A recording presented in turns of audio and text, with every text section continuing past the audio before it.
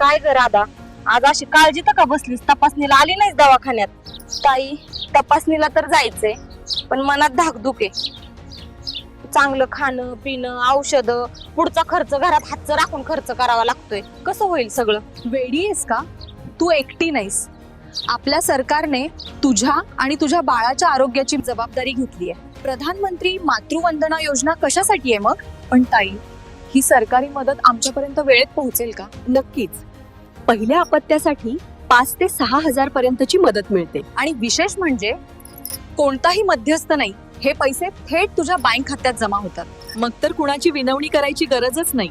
वेळेवर औषधं आणि फळं घेता येतील की. अगदी बरोबर. हा फक्त पैसा नाही ग, तर हे पोषण आहे. आपल्या बाळाला कुपोषण मुक्त करायचंय आणि तुला सुदृढ ठेवायचंय. हाच भाजप सरकारचा उद्देश आहे. आई सुरक्षित तर बाळ सुरक्षित. ताई, खरंच इतके दिवस मनात खूप भीती होती, पण आता वाटत आहे कुणीतरी पाठीशी खंबीर उभं आहे. आधार मिळालाय मला.